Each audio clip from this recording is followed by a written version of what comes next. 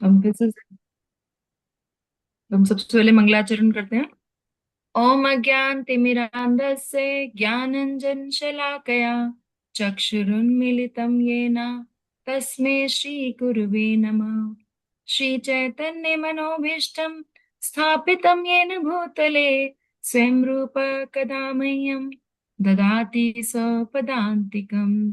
वन्देऽहं श्रीगुरो श्रीयुतपदकमलं श्रीगुरुन् वैष्णवांश्च श्रीरूपं साग्रजातं सहगण रघुनाथान्वितं तं सजीवं साद्वैतं सावधूतं परिजन सहितं कृष्ण चैतन्य देवं श्री राधा कृष्ण पादान् सहगण ललिता श्री विशाखान्वितांश्च। हे कृष्ण करुणा सिंधो दीनबंधो जगतपते गोपेश गोपिका कांत राधा कांत नमोस्तुते। तप्त कांचन गौरांगी श्री राधे वृंदावनेश्वरी वृषभानु सुते देवी प्रणमामि हरिप्रिये। वाञ्छाकल्पतरुभ्यश्च कृपा सिन्धुभयश्च पतितानां पावनेभ्यो वैष्णवेभ्यो नमो नमः। जय श्री कृष्ण चैतन्य प्रभु नित्यानंद श्री अद्वैत गदाधर श्रीवासादि गौर भक्त वृंदा। हरे कृष्ण कृष्ण कृष्ण हरे हरे हरे राम राम राम राम हरे हरे। नमो विष्णुपादाय कृष्ण पृष्ठाय भूतले श्रीमते भक्ति वेदांत स्वामी नमस्ते सरस्वती देवे गौरवाणी प्रचारिणे निर्विशेष शून्यवादी पाश्चात्य देश तारिणे। हरे कृष्णा। तो स्वागत है आज आप कृष्ण। सबका इस सेशन में, जिसमें हम भगवत गीता का जो श्लोक है वो पढ़ने जा रहे हैं। हम लोग 3.39 तक पढ़ चुके हैं। आज हम 3.40 नंबर श्लोक पढ़ने जा रहे हैं। तो अभी तक तो हमने जो मेरी आवाज ठीक से आ रही है सबको? Is my audio clear? Hmm, audio clear ठीक है है ना? माता जी। ठीक आ रही है। ठीक है। Okay, thank you. तो जो हमारा 3.39, किसी को याद है हमने 3.39 में क्या पढ़ा था? हम किसके बारे अभी में बात कर रहे हैं? Anybody remembers? काम शत्रु जो है बताइए। उसके बारे यस, काम शत्रु के बारे में बात कर रहे हैं। और काम शत्रु से मतलब सिर्फ हमारा मेल फीमेल अट्रैक्शन नहीं है। It covers all the desires we have, जितनी भी हमारी लस्टी डिजायर, जितनी भी हमारे हृदय में तरह तरह की इच्छाएं आती रहती हैं, वो सब इसमें कवर्ड है। तो उन इच्छाओं के अभी क्या है, हमने ये तो पता चल गया हमें कि काम जो है वो हमारा शत्रु है। जितनी भी डिजायर्स हैं, they are actually problematic to अस।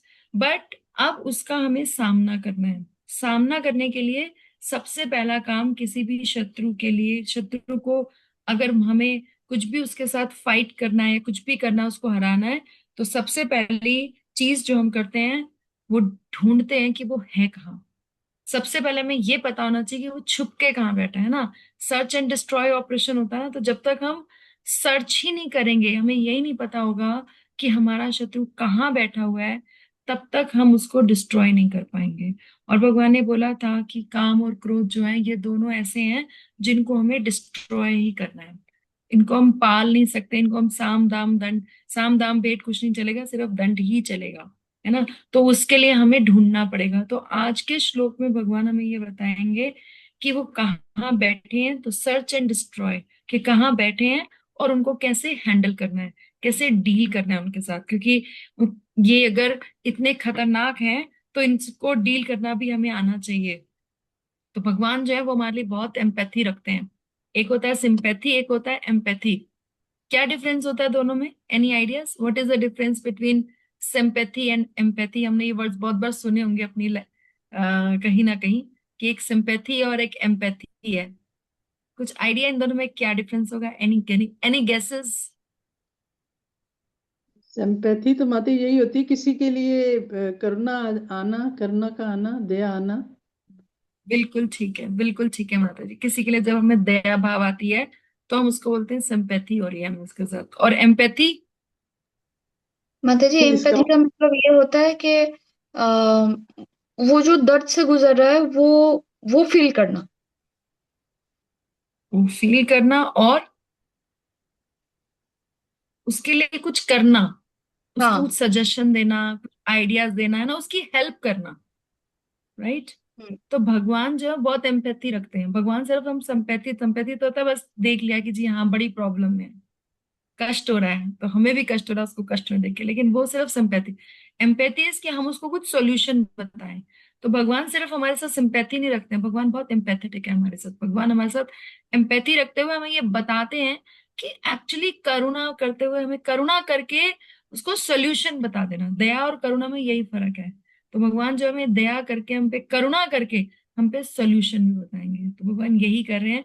तो भगवान ने देख लिया, हमें बता दिया कि ये दोनों शत्रु जो है, और सबसे पहला शत्रु जो काम ही है, हमारी इच्छाएं ही है। तो अब उसको कैसे हैंडल करना है, भगवान हमें उसकी जगह भी बता रहे हैं ना। कोई छुपा हुआ तो बताते हैं कि जाओ ढूंढ लो, यहाँ बैठा है, पकड़ लो इसको। तो भगवान इसी तरीके से हमें बताते हैं। तो भगवान का बहुत थैंक्स करते हैं कि भगवान हमें बता रहे हैं कि हमारा शत्रु कहाँ छुपा हुआ है, और फिर ये भी बताएंगे अगले श्लोक में कि उससे डील कैसे करना है। तो हम एक एक करके श्लोक को समझते हैं। तो कौन पढ़ना चाहेगा ये श्लोक 3.40 with me? Any volunteers for today? You can unmute yourself. Okay, माता जी, मैं पढ़ सकती हूँ। ठीक है। ओके। इंद्रियाणि मनोबुद्धिर इंद्रियाणि मनोबुद्धिर् अस्याधिष्ठानमुच्यते अस्थादिष्टानमुच्यते। एतैर्विमोह्यते एष एतद्विमोहो यत्ययेष ज्ञानम् आवृत्य देहिनम्। ज्ञानम् आवृत्य देहिनम्। ओके, तो यहाँ पे ये जो श्लोक है इसके वर्ड मीनिंग्स पढ़ लीजिए आप। इंद्रियाणि इंद्रिया, मन मन, बुद्धि बुद्धि, अस्य उस इस काम का, अधिष्ठानम निवास स्थान, उच्यते कहा जाता है, एते इन सबों को से, विमोह यानी मोहग्रस्त करता है, एष ये काम, ज्ञानम ज्ञान, ज्ञान को, आवृत्य ढककर, देहिनम शरीरधारी को, अन्वय। अच्छा। आप अनुवाद पढ़िए। अनुवाद। इंद्रिया, मन तथा बुद्धि इस काम के निवास स्थान है। इन्हें इनके द्वारा ये काम जीवात्मा को वास्तविक ज्ञान को जीवात्मा के वास्तविक ज्ञान को ढककर उसे मोहित कर लेता है। हम्म तो भगवान ने बहुत स्ट्रेट फॉरवर्ड हमें आंसर दिया है, जिसको हम समझने की कोशिश करेंगे कि जो काम है हमारा, जो इच्छाएं हैं हमारी, लस्टी डिजायर्स हैं, वो कहाँ रहती हैं? इंद्रियां, मन और बुद्धि, यहाँ रहती हैं। कैसे रहती हैं, क्या इम्पैक्ट डालती है, वो हम डिटेल में डिस्कस करेंगे। लेकिन इम्पैक्ट क्या हो रहा है सर इनके द्वारा? यह काम जीवात्मा का जो वास्तविक ज्ञान है, हमारा वास्तविक क्या है, what is the real knowledge? थोड़ा इंटरेक्टिव सेशन रहना चाहिए, है ना, तभी आपको भी अच्छा लगेगा, मुझे भी अच्छा लगेगा। What is the real knowledge? वास्तविक हमारी ओरिजिनल ओरिजिनल नॉलेज क्या है? भगवान को जानना। ओके, भगवान को जानना, वास्तविक ज्ञान यही है। ये जानना मैं कौन हूं, भगवान कौन है, और मेरा और भगवान का क्या रिलेशन है। जो ये तीन चीजें जान जाता है वो वास्तविक ज्ञान को जान जाता है। लेकिन जब हम अपनी लस्टी डिजायर्स में आ जाते हैं तो हम उसके साथ अटैच हो जाते हैं, तो हम अपने आप को सोल नहीं मानते हैं, है ना। तब हम बॉडी से अटैच हो जाते हैं। क्योंकि हम बॉडी से अटैच हो जाते हैं तो हमारा जो रियल नॉलेज है वो कहीं खो जाता है, और इसीलिए वो ढक जाता है, और उसको ढककर हम मोहित हो जाते हैं। तो हम काम और क्रोध के साइकिल में फंस जाते हैं। तो इसीलिए भगवान यहाँ पे ये बता रहे हैं। तो अगर हम इसको और श्लोक को समझे तो श्लोक क्या बोलते हैं, इंद्रियाणी मनः। इंद्रियाणी, इंद्रिया हमारी जो सेंसेस हैं, सेंसेस हमारी, सेंसेस जब हम बोलते हैं तो हम दोनों सेंसेस को कवर करते हैं। हमारी जो ज्ञानेंद्रियां हैं और जो कर्मेंद्रियां हैं, 5 ज्ञानेंद्रियां हैं, 5 कर्मेंद्रियां हैं। कौन सी हैं? मैंने 2-3 सेशन पहले बताया था। 5 ज्ञानेंद्रियां और 5 कर्मेंद्रियां कौन सी हैं, बताओ। आप ना एक टीचर के हाथ लग गए हो। तो टीचर ऐसी है जो बार बार पीछे का पूछती रहती है, तो आपको पढ़ना पड़ेगा। बताइए। हमारी 5 ज्ञानेंद्रियां जो कि हमारी नॉलेज सेंसेस जिनसे बोलते हैं, जिनको कि हमने, जिनसे हम नॉलेज जो है वो गेन करते हैं, है ना। और 5 हमारी कर्मेंद्रियां जिनसे हम एक्शन करते हैं, जो हमारी एक्शन सेंसेस होती हैं। जल्दी से ज्ञानेन्द्रिय, बताइए फिर हम आगे बढ़ेंगे। चक्षु, कर्ण, माता जी। नासिका, जीभ और त्वचा, ये 5 है ज्ञानेन्द्रिय। हम्म। सुनना, और बोलना, देखना। ये क्या है? ज्ञान इंद्रिया। हम्म, और कर्मेंद्रिया? जैसे वो क्या बोलेंगे, स्पर्श कर मन, रहे हैं वो, याद नहीं त्वचा। मेरे। ओके। तो हमारी जो ज्ञानेंद्रियां हैं, जो आपने काफी हद तक सही बोला, दैट इज जिनसे हम नॉलेज गेन करते हैं। इसको हम इस तरीके से याद रखेंगे क्योंकि ये बेसिक्स हमें याद होनी चाहिए, है ना। तो हमारी ज्ञानेंद्रिया 5 सेंसेस ऑफ नॉलेज है, और हमारे जो कर्मेंद्रिया है वो 5 ऑर्गन्स ऑफ एक्शन है। ठीक है, मैं साथ साथ आपको स्क्रीन शेयर भी कर देती हूँ आपको दिखाने के लिए। Let me share the screen, तो आपको ध्यान रहेगा। This I searched on you Google to show you. Yes. तो ज्ञानेंद्रियां जो हमारी 5 सेंसेस ऑफ नॉलेज है, और कर्मेंद्रियां जो हमारे 5 ऑर्गन्स ऑफ एक्शन है। ये हमारी 10 फैकल्टीज ऑफ ह्यूमन बॉडी है जो हम मानते हैं। तो ज्ञानेंद्रियां हो गई ear, skin, eyes, tongue and nose, जिनसे हम नॉलेज लेते हैं। जैसे हम आई से देखते हैं तो हमें नॉलेज मिलती है, टंग से हम टेस्ट करते हैं, नोज से स्मेल करते हैं, ईयर एंड स्किन, तो हम उससे इंफॉर्मेशन को परसीव करते हैं। और जो कर्मेंद्रियां हैं जिनसे हम कुछ एक्शंस करते हैं, जैसे हमारे स्पीच, हम बोलते हैं, हमारी जो वाणी है, वाक बोलते हैं ना। हैंड्स, हाथ से हम कुछ करते हैं, पैरों से कुछ करते हैं, और जेनिटल से और एनस। तो ये हमारी जो है 5 जो है हमारी कर्मेंद्रियां जिनसे हम एक्शंस करते हैं। तो ये हमें पता होना चाहिए। ठीक है। तो भगवान यहाँ पे बोलते हैं कि जो हमारी इंद्रियाणी है, इंद्रियां ये सारी कवर हो गई, हमारा मन और हमारी बुद्धि। तो जो हमारी सेंसेस हैं, सबसे पहले क्या होता है, जैसे इसको हम एक एग्जाम्पल से समझते हैं।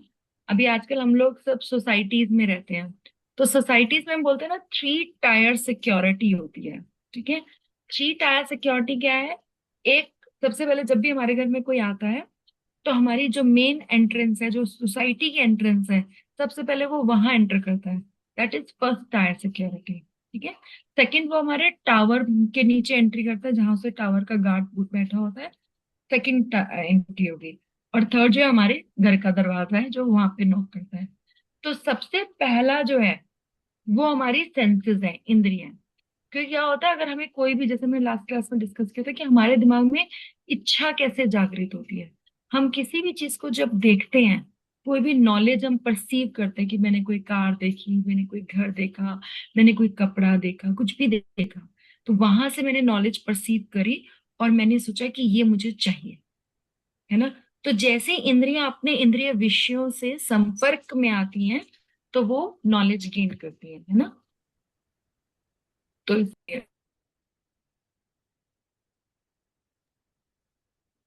तो यहां से वो जो है इन सेंसेस नॉलेज गेन करती हैं। तो अगर हम फर्स्ट गेट पे ही, मेन सिक्योरिटी गेट पे ही अगर कोई गलत पर्सन एंट्री नहीं करेगा, तो बहुत ज्यादा संभावना है कि कोई रॉन्ग पर्सन हमारे घर में नहीं आएगा। तो अगर हम अपनी सेंसेस को ही प्योरीफाई कर दें तो फिर वो हमारे जो है प्रॉब्लम नहीं क्रिएट करेगा। उसके बाद सेकंड टायर हमारा मन, ठीक है, हमारा फिर जब हमको सोचते हैं तो हमारा मन करता है, और फिर उसके बाद बुद्धि भी उसको परसीव कर देती है, क्योंकि थर्ड हमने घर भी खोल दिया उसका। तो जो सेंसेस है, फिर मन है, फिर बुद्धि, थ्री टायर सिक्योरिटी है उस काम को ना आने देने की, है ना, जो हमारी बॉडी में है। अब हम इसको अगर कंट्रोल कर लें, इसको हम प्योरीफाई कर दें, इसको हम मैनेज कर लें, तो फिर रॉन्ग जो चीजें हैं वो हमारे दिमाग में नहीं आएंगी। लेकिन बेस्ट क्या है कि मेन गेट पे एंट्री स्टॉप हो जाए। तो इसलिए हमें सबसे ज्यादा काम जो होता है वो अपनी सेंसेस पे करना होता है। इसीलिए हम, क्योंकि हमारा जो पर्पस, अभी हम सब टीका में भी पढ़ेंगे कि हमारी जो सेंसेस हैं वो सबसे ज्यादा परसीव जब कर रही हैं, अगर हम गलत चीज देखें ही नहीं, ठीक है, अगर हम गलत चीज खाएं ही नहीं, अगर गलत चीज की तरफ हम जाएं ही नहीं, तो डेफिनेटली हमारी जो लेवल ऑफ प्रभाव ऑफ माया है ना, वो कम हो जाएगा। क्योंकि हमने उसको फर्स्ट टायर सिक्योरिटी पे ही उसका स्टॉपेज कर दिया। ठीक है, तो यहाँ पे भगवान बताते हैं कि इंद्रियाणी, इंद्रिया, मन, बुद्धि अस्य, इस काम के अधिष्ठानम, अधिष्ठान मीन्स आश्रय स्थल, आश्रय स्थल की उसको हमने बैठने की जगह दे दी है। ठीक है, मालूम कैसे? एक एग्जाम्पल, मैंने बहुत अच्छा एग्जाम्पल सुना। जैसे हम ट्रेन में, किसी ने अगर सीट रिजर्व करा रखी है तो बोलता है ना कि ये बर्थ जो है, जैसे कोई आया, अगर आपकी रिजर्वेशन है और कोई आया तो आप बोलेंगे नहीं नहीं, यहाँ नहीं बैठ सकते, there is no place on this birth, बोलते हैं ना।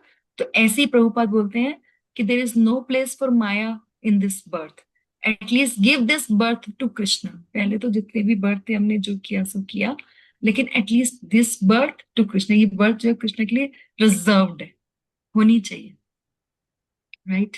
तो अभी हमने वो रिजर्व करनी है। और ये जो जितनी हम ट्रेनिंग कर रहे हैं, जितनी हम भगवत गीता पढ़ रहे हैं, ये उसकी ट्रेनिंग है कि how to make reserve, no RAC, है ना, कोई रिजर्वेशन अगेंस्ट कैंसलेशन नहीं है। पक्की रिजर्वेशन जो है वो हमें करनी है कृष्णा के नाम की, इस बर्थ की। तो इस काम के अधिष्ठानम आश्रय स्थल उच्चते कही जाती है। ऐसे यह काम, ऐते इनके द्वारा, इनके द्वारा किनके द्वारा? इंद्रियां, मन और बुद्धि, इन तीनों के द्वारा ज्ञान को आवृत्त, आच्छादित कर, छुपा के ना, हम सोचते ना अच्छा ये अच्छा लग रहा है, कोई बात नहीं, आज नहीं कल कर लेंगे, क्या हो गया फिर, है ना। तो इस तरीके से बुद्धि भी, हमारी बुद्धि भी डाइवर्ट करती है, मन भी डाइवर्ट करता है जब सेंसेस कोई चीज लेकर आती है तो, है ना। और फिर क्या होता है कि हमारा जो ज्ञान है, देहीनम जीव को, यानी कि हमें विमोहिती, विमोहित कर देता है। और विमोहित कर देता तो क्या होता है कि जो हमारी रियल नॉलेज है कि जीवन स्वरूप है नित्य कृष्ण दास, ये हम भूल जाते हैं। तो इसी बात को, इस श्लोक को अब हम डिफरेंट आचार्य कैसे समझा रहे हैं हमें, उसको धीरे धीरे समझते हैं। हिंदी से नहीं घबराना कि इतना कॉम्प्लिकेटेड हिंदी है, बात बहुत सिंपल है, तो उसको हम समझ लेंगे। तो श्रीधर, ये जो है श्रीधर स्वामी कहते हैं, अब इस काम के अधिष्ठान अर्थात वास स्थान को कहकर इसे जीतने के उपाय को इंद्रियाणी आदि से आरंभ करके दो श्लोकों में बताया जा रहा है। तो यहाँ पे उन्होंने बता दिया, जैसे मैंने आपको कनेक्टिविटी बताई कि इसमें हम बताएंगे कि ये कहाँ रहता है काम, और फिर इसको जीतना कैसे है वो भी बताया जा रहा है। तो इंद्रिय विषयों के दर्शन, श्रवण आदि से, फिर उनका चिंतन करने से, फिर उनके विषय में संकल्प करने से काम उदित होता है। तो हमने दर्शन श्रवण किया कि हमने अपनी सेंसेस से कुछ चीज देखी या किसी के बारे में सुना है। जैसे कहते हैं ना, अरे आप कभी मूर्धल नहीं गए, वहां सुखदेव ढाबा के पराठे नहीं खाए, अरे कभी आपने वो देखा है, वो कितना अच्छा है, वो देखा है वो मूवी कितनी अच्छी आई है ना। तो जब हम किसी चीज के बारे में सुनते हैं, दर्शन करते हैं, श्रवण करते हैं, कोई मूवी देखते हैं, फिर हमारे माइंड में वो घूमता है ना। कोई, अरे पता है कितनी अच्छी कार आई है ना, फिर वो हमारे माइंड में घूमेगा। और फिर मार्केटिंग का काम क्या है, मार्केटिंग कैसे होती है, एडवर्टाइजमेंट कैसे होती है, कि कोई ना कोई नीड को क्रिएट करना, नीड नहीं है उसको भी जनरेट कर देना। तो उनका चिंतन करते हैं, फिर मन में उनका चिंतन शुरू हो जाता है। फिर बुद्धि क्या करती है, उनके विषय में संकल्प करती है कि नहीं नहीं, ये तो मुझे चाहिए चाहिए, इसके बिना हम कैसे रह सकते हैं, है ना। तो ये तो हमें चाहिए ही चाहिए। तो इस तरीके से जो है, हमारे जो मन, इंद्रियां, मन और बुद्धि, इंद्रियों का व्यापार क्या है कि वो सब चीजों के बारे में नॉलेज लेती रहती हैं, और चीजों को, इंसेंस को लेती रहती हैं, ठीक है। मन का व्यापार क्या है? मन क्या करता है? संकल्प करता है या विकल्प करता है कि मैंने तो ये करना ही करना है, अब तो मेरा मन बन गया है ना। कई बार कहते हैं ना, मेरा मन कर रहा है करने का, तो समय याद दिलाता है कि वो मेरा मन, मैं नहीं हूं, है ना। और तीसरा बुद्धि क्या? बुद्धि क्या? अध्यावसाय करती है। अध्यावसाय मीन्स निश्चित कर देती है कि हाँ, ये तो करना ही है ना। तो उनका चिंतन करने से और उनके विषय में संकल्प करने से, तो तीनों लेवल हो गए ना, इंद्रियां, मन और बुद्धि, उससे काम जो है वो उदित होता है, राइट। तो इससे क्या हो रहा है? अतः इंद्रियों को, मन को और बुद्धि को इसका अधिष्ठान अर्थात निवास स्थान कहा जाता है। तो ये कहाँ पे हमारा रहता है? इंद्रियों में, मन में और बुद्धि में। अतः अर्थात इन इंद्रियों, मन और बुद्धि के दर्शन आदि व्यापार के द्वारा जो इंद्रिय आदि इस काम के आश्रयभूत है, जो इसको आश्रय देते हैं, जैसे टेररिस्ट को कई जगह आश्रय दिया जाता है, ठीक है। तो हम क्या कहते हैं? टेररिस्ट के आश्रय को पूरे को उसी को उड़ा दो। अगर मान लो पता चल जाए किसी बंकर में टेररिस्ट बैठा हुआ है, तो हम उसको पूरे को उड़ा देंगे, है ना, जिससे ना रहेगा वो और ना रहेगा टेररिस्ट, है ना, बोलते हैं ना ऐसा। तो इनके द्वारा जो ये काम ऐश अर्थात इस जीव के विवेक ज्ञान को आवृत करके देहिनम, देहिनम मीन्स देह में रहने वाले जीव, कौन? हम, है ना, ये हमारी बात हो रही है, को विमोहित करता है। तो बलदेव विद्याभूषण जी क्या कहते हैं? क्योंकि शत्रु ने अपने स्थान पर पहले से ही पकड़ बना ली है। जैसे जब हमारा कारगिल का युद्ध हुआ, तो कारगिल के युद्ध में क्या हुआ कि जो माउंटेन था उस पे पाकिस्तानी पहले ही बैठे हुए थे। तो इंडियन आर्मी के लिए it was very difficult to go, क्योंकि एक बंदा, अगर दोनों टीम्स, दोनों पार्टीज एक माउंटेन पे ऐसे ऊपर चढ़ रही होती तो ठीक है, हम compete कर सकते हैं, लेकिन एक जना पहले ही ऊपर बैठा है, तो उसने क्या अपनी एक स्ट्रैटेजिक पोजीशन बना ली है ना। तो यहाँ पे क्या है? ये एक स्ट्रैटेजिक पोजीशन है, तो काम ऑलरेडी अधिष्ठानित है, ऑलरेडी बैठा हुआ है, तो इसलिए वो बड़ी ही सुगमता से विजयी हो जाता है, क्योंकि वो एक स्ट्रैटेजिकली पोजीशन में बैठा है। तो यहाँ इस श्लोक में कहा जा रहा है कि इंद्रियां, मन और बुद्धि इस काम के वासस्थान बन जाते हैं, और वे इंद्रियों, विषयों को भोगने दे के द्वारा, मन के संकल्प के द्वारा और बुद्धि के अध्यावसाय के द्वारा, क्योंकि जब हम कोई चीज देखते हैं तो हमारा मन कर जाता है, फिर मन कर जाता है तो बुद्धि भी कहती है हाँ कर लो कोई बात नहीं, क्या हो गया, कल कर लेंगे, बाकी चैंटिंग कल कर लेंगे, अरे आज नहीं हो बुक रीडिंग तो क्या हो गया, बाकी कल कर लेंगे ना। बुद्धि भी उस पे स्टैंप लगा देती है, ठीक है कोई बात नहीं, कल हो जाएगा, अभी तो टाइम बहुत है हमारे पास, है ना। तो काम को प्रकट करने वाले दुर्ग के समान है। तो इंद्रिय विषय इस राजधानी के जन है ना। भौतिक इंद्रियों, मन और बुद्धि के द्वारा जो इंद्रिय विषयों की खोज में लगे रहते हैं, यह काम उस जीव को मोहित कर देता है, जिसे आत्मा का ज्ञान प्राप्त करना चाहिए। अब करने तो हम क्या निकले थे? सोल के बारे में नॉलेज लेने, है ना, लेकिन हुआ क्या? हम बॉडीली लेवल तक ही रुक गए। परंतु जो भौतिक पदार्थों से बनी देह को धारण कर रहा है, मोहित करने का अर्थ है कि काम जीव को आत्मज्ञान से विमुख कर देता है और विषय रस में प्रवृत्त कर देता है ना। तो क्या मतलब हुआ इसका? कि हमारा जो काम है वो जीव को आत्मज्ञान से, सेल्फ नॉलेज, हम ये भूल जाते हैं that we are not this body, we are the soul. ये जो नॉलेज है ना, उससे हम विमुख हो जाते हैं और विषय रस में प्रवृत्त हो जाते हैं। तो ये मोहित होने का मतलब है कि भूल जाना कि वी आर द सोल, ठीक है। तो श्रील भक्ति विनोद ठाकुर क्या कहते हैं? विशुद्ध ज्ञान स्वरूप जीव देह धारण कर देही के नाम से विख्यात होता है। जो बार बार ये देही शब्द आ रहा है ना, उसको बोलते हैं सोल। सोल को हम भूल गए हैं ना। Just one second.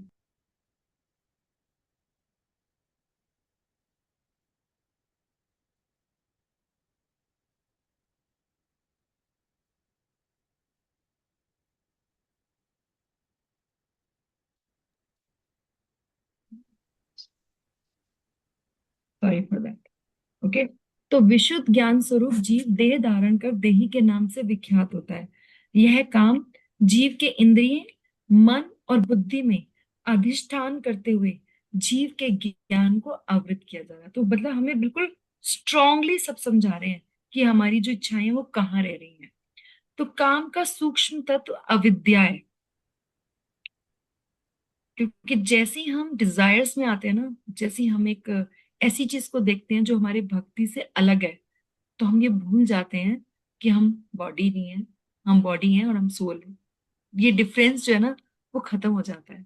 और यह अविद्या ही सर्वप्रथम विशुद्ध अहंकार में अणु चैतन्य जीव को प्राकृत अहंकार रूप प्रथम आवरण प्रदान करती है। ये थोड़ा सा डिफिकल्ट लैंग्वेज है, मैं इसको बहुत इजीली समझा देती हूँ।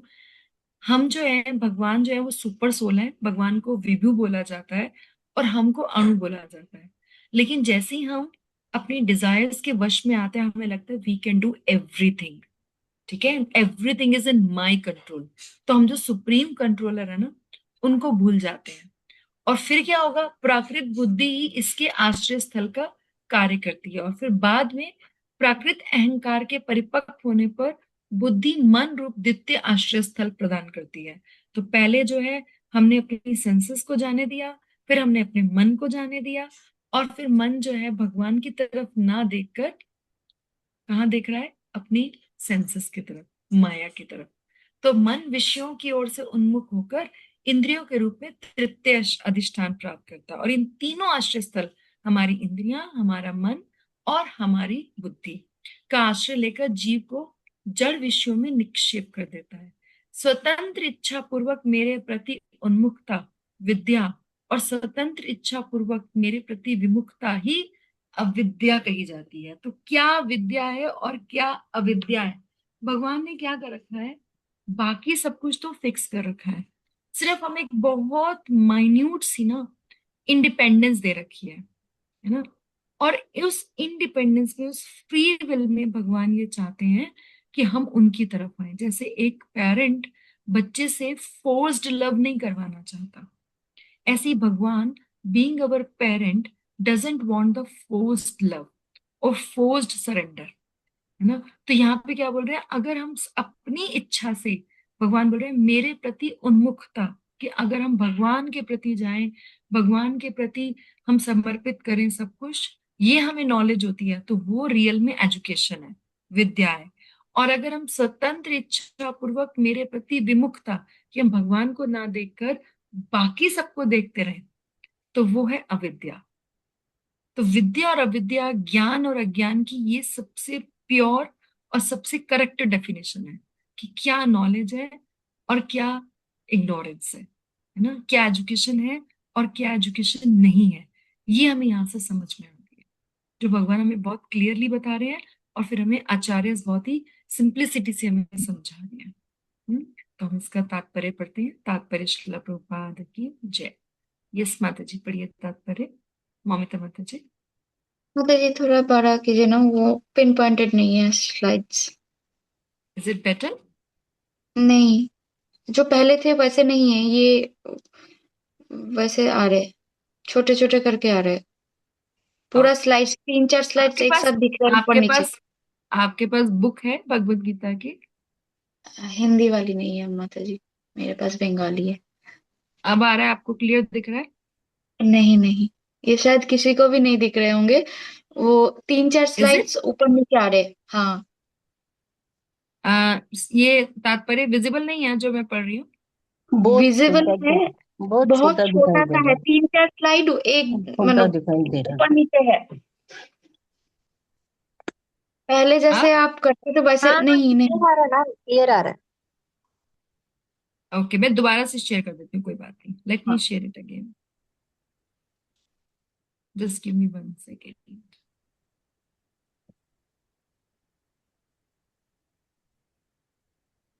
ओके, हाँ, अब अच्छे से ही आ रहा है।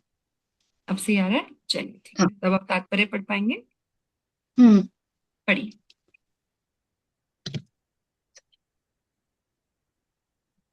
क्योंकि शत्रु ने, तात्पर्य हम्म, यहाँ से ना, हाँ जी, क्योंकि हाँ जी। शत्रु ने बद्धि जीव को शरीर के विभिन्न सामरिक स्थानों पर अपना अधिकार कर लिया है, अतः हम्म, भगवान कृष्ण उनका स्थान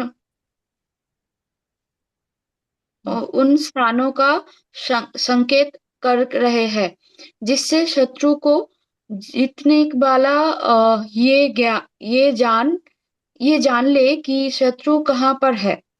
मन समस्त इंद्रियों का कार्यकल्पों कलापों कार्यकलापों का केंद्र बिंदु है। अतः जब हम इंद्रिय विषयों का संबंध से अ, संबंध में सुनते हैं तो मन इंद्रिय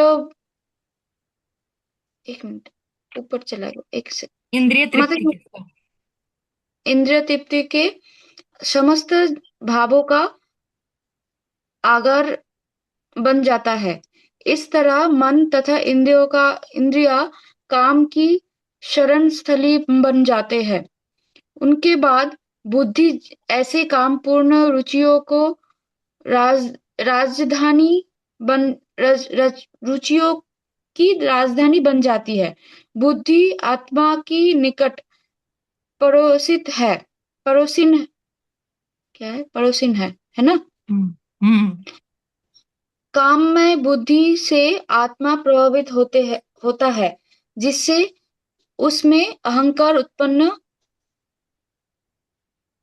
होता है और वो पदार्थ से तथा इस प्रकार मन तथा इंद्रियों से अपना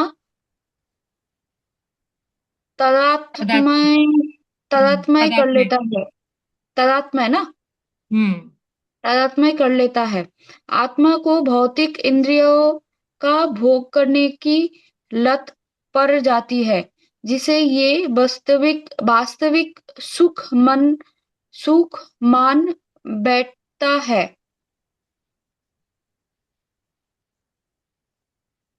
भगवद गीता श्रीमद् भागवत। श्रीमद् भागवत में आत्मा के इस मिथ्या स्वरूप की अत्युत्तम। अत्युत्तम हम्म। अत्युत्तम विवेचना की गई है। एक मिनट रुकते हैं थोड़ा। हम्म, तो यहाँ पे प्रभुपाद बहुत अच्छे से समझाते हैं। प्रभुपाद बोलते हैं कि चूंकि शत्रु ने बद्ध जीव के शरीर के विभिन्न सामरिक स्थान बोलते हैं स्ट्रैटेजिक पोजीशंस। ठीक है। तो जो शत्रु है हमारा काम, उसने हमारे शरीर पर जो स्ट्रैटेजिक पोजीशंस हैं, यानी कि हमारी इंद्रियां, हमारा मन, हमारी बुद्धि, उस पर अपना अधिकार कर लिया है। तो होते भगवान कृष्ण जो है वो उन स्थानों का संकेत कर रहे हैं, हमें बता रहे हैं, जिससे शत्रु को जीतने वाला, क्योंकि हमें जीतना है ना काम को, तो वो जान ले कि शत्रु कहाँ पर है। मन समस्त इंद्रियों के कार्यकलापों का केंद्र बिंदु है ना। कई कई बार हम लोग कहते हैं ना हमारा मन कर रहा है, नहीं कर रहा। हम्म। कहते हैं, जब हम इंद्रिय विषयों के संबंध में सुनते हैं तो मन इंद्रिय तृप्ति के समस्त भावों का आगार बन जाता है ना। तो जो हमारा मन कर रहा है, ये हम बहुत बार बोलते हैं ना, और मन के हारे ही हार है ना, मन के जीते जीते। इससे मैं आपको एक छोटी सी स्टोरी सुनाती हूँ। एक बार क्या होता है, एक पर्सन ना जा रहा होता है, तो वो एक पेड़ के नीचे ना सोता है। जब पेड़ के नीचे सोता है तो वहां जहां जिस पेड़ के नीचे वो सोया होता है, वहां पे बिल में ना एक सांप रहता होता है, कोबरा। तो जब वो सो रहा होता है तो एकदम से क्या होता है, वो सांप बाहर निकल के आता है और एकदम उसको ना टच करता है। ठीक है। तो जब उसको टच करता है तो उड़ जाता है। लेकिन by the time by the time वो जागता है, इतने में क्या होता है, वहां पे चूहा आ जाता है। ठीक है। तो अब सांप तो चला गया, अब उसे चूहा दिखता है। तो चूहे को देख के उसे लगता है कि इस चूहे ने मुझे छुआ है। तो चूहे को जोर से ना बोलता है, मतलब डांटता है उसे जोर से। तो फिर डांटता, फिर सो जाता है। तो चूहा जो है सोचता है कि अरे मैंने तो उसे डांटा भी नहीं, मैंने तो उसे काटा भी नहीं, और फिर भी उसने मुझे डांट दिया। अब जरा काट के देखता हूँ, तब असली काट तो लूं अब उसे, जब मुझे डांटा है। तो वो गुस्से में ना उसको काट काट देता है, चूहा बंदे को, और काट के भाग जाता है। वो फिर जागता है, जब वो जागता है तो अब चूहा तो चला जाता है, उसे सांप दिखता है। और वो सांप देख के सोचता है कि मुझे सांप ने काटा है, और वो वहीं मर जाता है। तो अब बताओ उसको किसने मारा? डर ने। यस, उसके डर ने, उसके मन ने मारा उसे, क्योंकि वो मन से उसने सोच ही लिया कि मैं तो मरने ही वाला हूँ। राइट। तो इस तरीके से तो आगे पढ़ते हैं। यस माता जी, पढ़ोगे श्लोका? अम, ये थोड़ा सा कोई बात नहीं। माता जी आप श्लोका पढ़ दो ना। बाद में आप पढ़ो। अच्छा गला गया आपका फिर से। पढ़ोगी तो आएगा ना, पढ़ो, तुम ही पढ़ो। मैं वैसे पढ़ हाँ, सकती हूँ लेकिन क्या होता है ना, थोड़ा सा वो आ हो जाता है, अटक जाता है। आ जाएगा, पढ़ो पढ़ो धीरे धीरे। यशात्म बुद्धि कृणेपे त्रिधा तुके स्वाधि कलत कलत्रदिषु भोम इंद्रियाधि न इज्याधि यतीर्थ बुद्धि सलिलेन कहिर् चिज्जने इष्ट्व बाप रे कोई बात विज्ञेषु नहीं, गैप करने में एव पढ़ो, थोड़ी देर बाद में पढ़ूंगी। होकर पढ़ लिया लास्ट तक तो। गुड। आगे बढ़ी, हिंदी पढ़िए।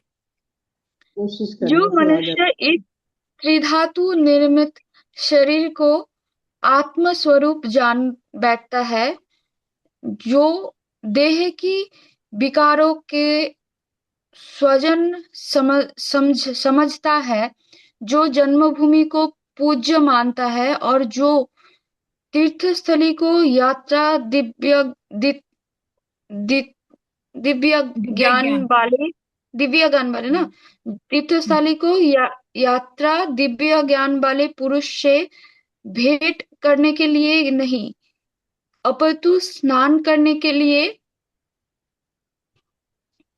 करता है, उसे गधा या बैल के समान समझना चाहिए। हम्म, पढ़ो।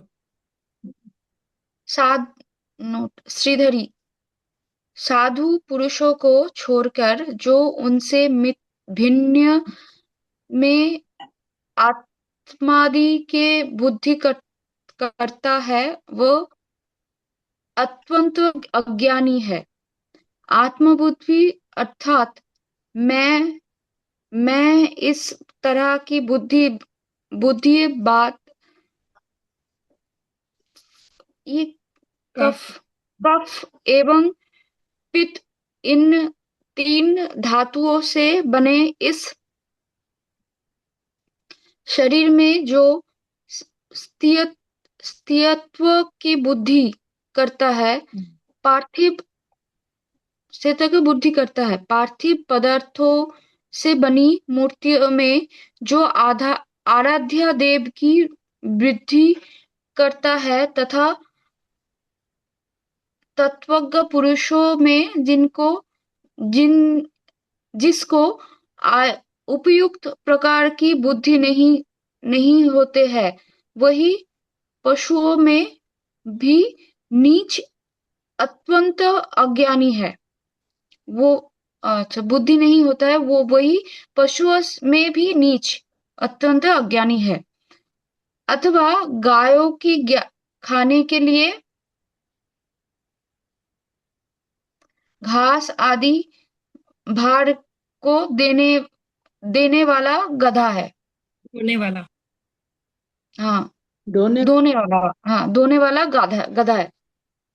हाँ, एक मिनट अब रुकिए। तो यहाँ पे जब किसी हम को कुछ बात कर समझ रहे हैं, नहीं आया मैंने जैसे पढ़ा। नहीं ऐसा कुछ नहीं, सबको समझ में हम्म, आया। कोई बात नहीं। आपने अच्छे से पढ़ा, यू ट्राइड बेस्ट, है ना? तो यहाँ पे हम बोल रहे हैं कि मन जो है वो समस्त इंद्रियों के कार्यकलापों का केंद्र बिंदु है। अतः जब हम इंद्रिय विषयों के संबंध में सुनते हैं तो मन इंद्रिय तृप्ति के समस्त भावों का आगार बन जाता है ना, हमारे मन में सारी चीजें आने लगती हैं। और इस तरह से मन और इंद्रियां जो है वो काम की शरण स्थली बन जाती है। फिर क्या बोलते हैं, बुद्धि जो है वो ऐसी कामपूर्ण रुचियों की राजधानी बन जाती है, क्योंकि बुद्धि जो है उसको अलाउ करती है। बुद्धि जो है आत्मा की निकट पड़ोसन है। भगवान कितने, प्रभुपाद कितने उससे समझा रहे हैं हमें कि वो समझ में आ जाए। क्योंकि मन, इंद्रियां हैं, फिर मन है, फिर बुद्धि है, और फिर उसके बाद आत्मा है। That is how the process is, है ना। तो अगर बुद्धि जिस पे स्टैंप लगा दे कि हाँ भाई हमें तो ये करना ही करना है ना, थिंकिंग विलिंग एंड फीलिंग, कि हमें बिल्कुल ये करना ही करना है, तो फिर क्या होता है, हम एकदम से उसमें बहुत ज्यादा अटैच हो जाते हैं। और जब काम में बुद्धि हो जाती है तो उससे आत्मा पे बहुत ज्यादा प्रभाव आता है, और फिर उससे अहंकार उत्पन्न होता है कि I am a self made man, ये मैंने किया है ना, ये मेरा है। और वह पदार्थ से तथा इस प्रकार मन तथा इंद्रियों से परे, इंद्रियों से अपना तादात्म्य कर लेता है। तादात्म्य का मतलब कि ये मन मैं हूं। सारी चीजों में भगवान, जो हम जीवात्मा, हम भूल जाते हैं कि हम भगवान के दास हैं, है ना। और वो भूल के हम ये मान लेते हैं कि जो ये मन है वो मैं हूं। तो मन को हमें समझाना चाहिए, अरे मन तू मन है, मैं हूं, है ना। ये हमें याद नहीं रहता है। तो आत्मा को भौतिक इंद्रियों के भोग करने की लत पड़ जाती है। मतलब हमें कोई डिफरेंस कहते हैं ना, कि मैं नहीं करना चाहता हूँ फिर भी मेरे से हो जाता है, राइट। तो इतना हम इतना ज्यादा इंग्रॉस्ड है, और बिकॉज हमारी लाइफ आफ्टर लाइफ जो है वो इतनी सारी परतें पड़ी हुई हैं हमारे मन पे, कि वो हमें डिफरेंशिएट फील ही नहीं होता है ना। जैसे जिस किसी को अगर ड्रिंक करने की बहुत ज्यादा आदत पड़ जाए, लत पड़ जाए, तो उसको ड्रिंक करने में कोई बुराई नहीं नजर आती है। किसी को अगर चोरी करने की बहुत आदत है तो उसे कहते हैं, इसमें क्या है, उसको कोई बुराई नहीं नजर आई। इसलिए इसी वजह से हमें सेंस एंजॉयमेंट में हम इतना ज्यादा इनग्रॉस्ड है इतने सालों से, इतने जन्मों से, कि हमें उसमें कोई बुराई नजर ही नहीं आती है। लेकिन on the other hand, like for example, अभी हम लोग सब चैंटिंग करने लगे है ना, और हम भक्ति के बहुत सारे कार्यों के, हमें लगा कि भोग लगा के खाना चाहिए, या हमें प्याज लहसुन नहीं खाना चाहिए, या हमें ये सारी एक्टिविटी करनी चाहिए, या हमें चैंटिंग करनी चाहिए, या हमें, तो जो लोग नहीं करते हैं वो कहते तो क्या हुआ, ऐसी भी क्या जरूरत है, क्या जरूरत है इस चीज की, तो वो फील ही नहीं करते हैं कि ये गलत है या सही है। तो जिसे वो इसको वास्तविक सुख मान बैठता है कि यही सुख है। जबकि प्रभुपाद और भगवान क्या बोलते हैं कि जो तुम्हारी सुख और दुख है ना, वो टेम्परेरी प्रॉब्लम्स है, उनको तो सहन करो। और जो तुम्हारी रियल प्रॉब्लम्स है ना, birth, old age, disease and death, ये रियल प्रॉब्लम्स है, इनको सॉल्व करो। और उसका सबसे बड़ा सोल्यूशन क्या है, कि बर्थ ही नहीं होना चाहिए।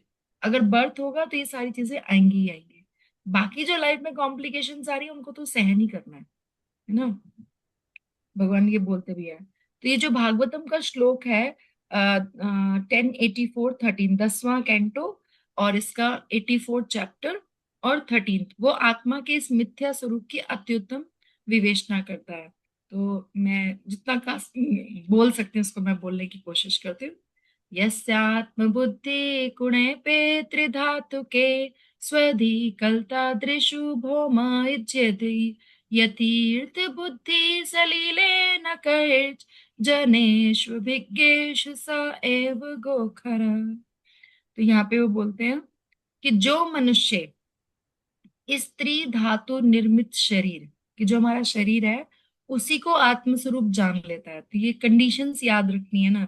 अगर हम अपने आप को ही बॉडी को ही सोल मान ले, अपना स्वरूप भूल जाए, और जो देह के विकारों को स्वजन समझता है, मतलब हम ये लगता है कि ये जो हमारी फैमिली है बस यही हमारी फैमिली है, हमारे हमारे पेरेंट, हमारे बच्चे, हमारा ये, हमारा वो, बस यही है। और वो भूल जाता है कि हम भगवान की संतान है। जो जन्म भूमि को ही पूज्य मानता, अपने रियल फादर को याद नहीं रखता, है ना। जो तीर्थ स्थलों की यात्रा दिव्य ज्ञान पाने, दिव्य ज्ञान वाले पुरुष से भेंट करने के लिए नहीं, सिर्फ स्नान करने के लिए जा रहा है, कि सिर्फ स्नान करना ही सब। भगवान ये बोलते हैं और आचार्यगण भी बोलते हैं कि अगर हम किसी तीर्थ स्थान पे जाते हैं तो हम भक्तों का एसोसिएशन लेने के लिए जाते हैं, भक्तों से सुनने के लिए जाते हैं, सिर्फ स्नान करने के लिए नहीं जाते। तो अगर कोई ऐसा कर रहा है तो वो कौन है, गधा है या बैल है, ये भगवान बोल रहे हैं।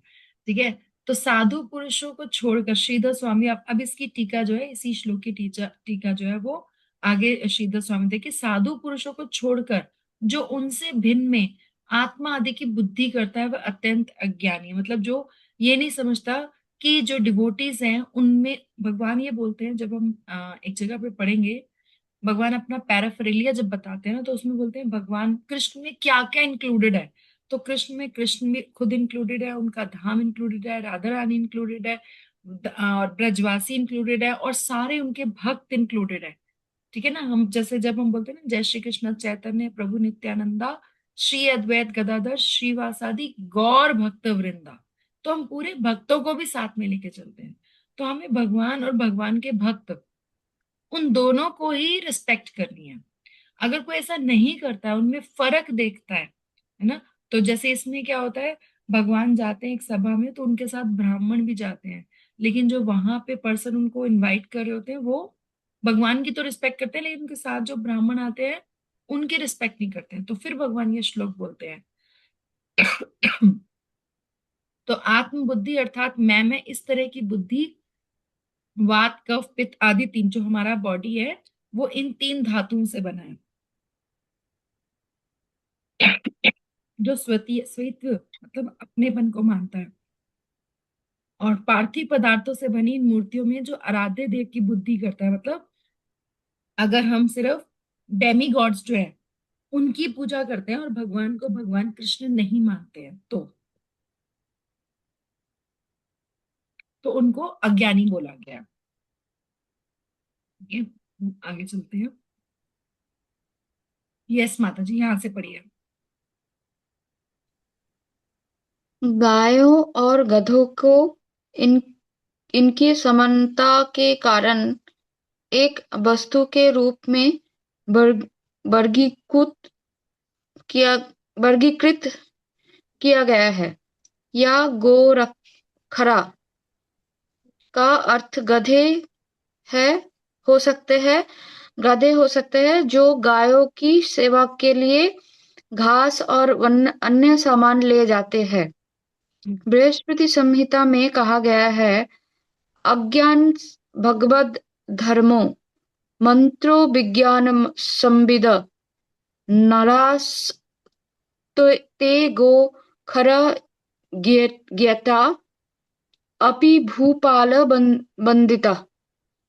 जो मनुष्य वैदिक मंत्रों में पारंगत है परंतु भगवत धर्म के बारे में नहीं जानता है, वो गाय और गधे के रूप में जाने जाते हैं, भले ही वो राजाओं द्वारा पूजे जाते हो।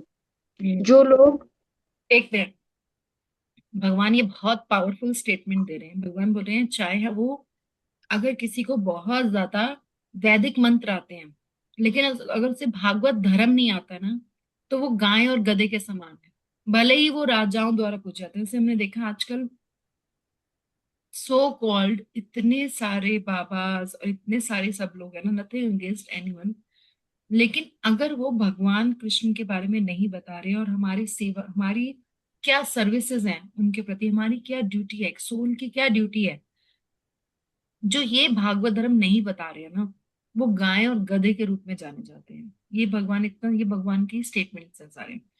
ठीक है।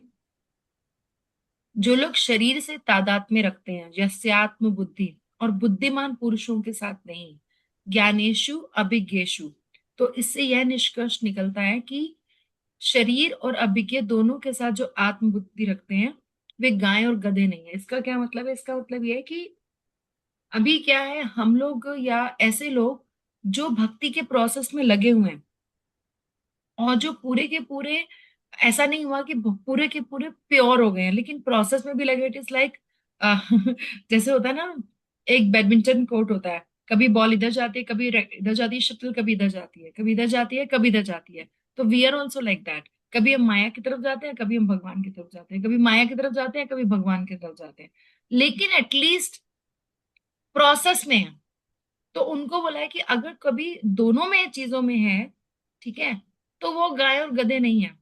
हालांकि जो केवल विद्य जनों के प्रति आत्मबुद्धि रखते हैं और उनमें तीर्थ या इज्जे भुक्ति रखते हैं, वे सर्वश्रेष्ठ है। बेस्ट तो क्या है कि हम सिर्फ भक्ति की तरफ ही रहे, है ना। लेकिन अभी जो है, हमारा इतना प्रोसेस, इतनी प्रोग्रेस नहीं हुई है, तो भी कोई बात नहीं। एटलीस्ट प्रभुपाद बोलते हैं कि तुम प्रोसेस में लगे रहो, 16 राउंड्स, क्योंकि एक बार किसी ने प्रभुपाद को लेटर लिखा कि Prabhupada I am not that pure कि मैं सोचता हूँ कि मैं भगवत धाम चले जाऊं। तो प्रभुपाद बोलते हैं कि कोई बात नहीं, I know the backdoor entry, तुम बस 16 राउंड चैंटिंग करते रहो और अपने 4 जो हमारे नियम है वो पालन करते रहो, then I will take you, right. तो हमारी कोई योग्यता नहीं है, लेकिन फिर भी यहाँ पे हमें ये बोला जा रहा है कि अगर हम भक्ति के प्रोसेस में लगे रहेंगे तो भी हम धीरे धीरे आगे बढ़ जाएंगे। ठीक है। तो जो मिट्टी से बनी मूर्ति को पूजनीय मानता है, यह वाक्यांश भगवान श्री कृष्ण के मूर्ति रूप को नहीं बल्कि देवताओं के मूर्ति रूप को इंगित करता है। तो इस संबंध में श्रीमद् भागवत के एकादश स्कंद में वर्णन है। अब श्रीमद् भागवत में जो 11वां स्कंद है वहां पे बताया गया है, अर्ष्यामि भारे पूजाम यस्य देहते तद्तेषु चान्येषु स भक्त प्राकृत स्मृतः। तो जो भक्त, ये 11-2-47 श्लोक है, 11th कैंटो 2nd चैप्टर 47 श्लोक। जो भक्त मंदिर में अर्चा विग्रह की श्रद्धा पूर्वक पूजा में लगा रहता है किंतु अन्य भक्तों के प्रति या सामान्य जनता के प्रति उचित रीति का आचरण नहीं करता, वह प्राकृत भक्त के अर्थात भौतिकतावादी भक्त कहलाता है और निम्नतम पद पर स्थित माना जाता है ना। कि जो हमारी शास्त्र है उनमें 3 तरीके के भक्त बताए गए हैं, एक कनिष्ठ, एक मध्यम, एक उत्तम। ठीक है। जो कनिष्ठ भक्त होता है ना, वो ये सोचता है कि सिर्फ मुझे भगवान से मतलब है, भक्तों से कोई मतलब नहीं है। ठीक है। और जो मध्यम है उसको डिफरेंस पता होता है कि भगवान की क्या सिचुएशन है, भक्तों की क्या सिचुएशन है, अभक्तों की क्या सिचुएशन है, और उनसे अकॉर्डिंगली डील करता है। और जो उत्तम है उसको सब में भगवान नजर आते हैं, वो सबको भगवान, भगवान के भक्त, उन सबको जो है उसी भाव से देखता है। तो जो हमारे आचार्य गण है, गुरुगण है, गुरुजन है, वो है तो उत्तम स्तर पे, लेकिन क्योंकि वो हमें प्रीचिंग करना चाहते हैं तो उस प्रीचिंग करने के लिए वो मध्यम लेवल पे आते हैं। अभी हम लोग तो सब कनिष्ठ स्तर पर ही हैं। ठीक है। तो ऐसे व्यक्ति जो कृष्ण की पूजा करते हैं लेकिन उनके भक्तों की नहीं, उन्हें कनिष्ठ भक्त कहा जाता है, ना कि गाय या गधा जो हम पहले पढ़े थे। तो इसी तरह वाक्यांश जो, और मतलब उसी श्लोक को एक्सटेंड करें, यत तीर्थ बुद्धि सलिले, मीन्स जो तीर्थ स्थान को केवल वहां के पानी के रूप में देखते हैं। गंगा या यमुना सिर्फ पानी नहीं है ना, गंगा जी तो भगवान के चरणों से निकली है, यमुना जी उनकी अर्धांगिनी है, बल्कि हीन नदियों को इंगित करता है। तो शास्त्रों में सहस्त्रों प्रमाण जो है वो इस तथ्य की पुष्टि करते हैं कि हम बोलते हैं कि उनकी क्या पोजीशन है। तो इस तरीके से हमें बताया जा रहा है कि हमें ये समझना होगा कि किसकी क्या पोजीशन है, और उस तरीके से हमें अपनी जो डिजायर्स हैं वो उनको प्योरीफाई करना होगा, और जो कि प्रॉपर ट्रेनिंग से किया जा सकता है। तो एक और श्लोक कर ले, 41 सेकेंड में, या हो गया? बताइए, what do you want? Should we do one more shloka? Or anybody wants to say anything in yes माता this? जी। करें, 41 कर ले, है ना, 2 श्लोक तो कर ही ले, तो कैसे खत्म करेंगे? प्रीति माता जी करोगे आप साथ में? हाँ जी मैं करूंगी। ठीक है।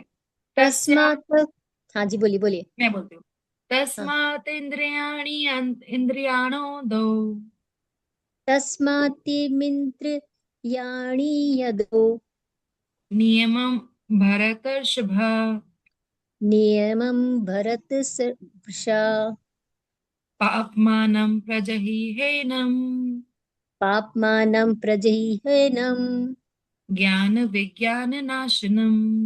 ज्ञानविज्ञाननाशनम्। सिर्फ प्रॉब्लम सुन के चले जाएंगे तो कैसे काम चलेगा, सोल्यूशन भी तो चाहिए ना।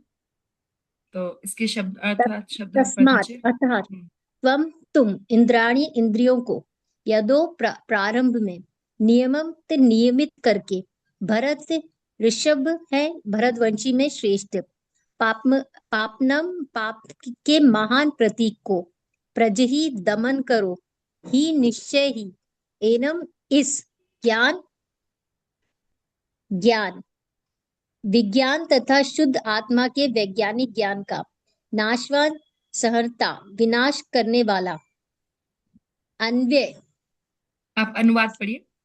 अनुवाद।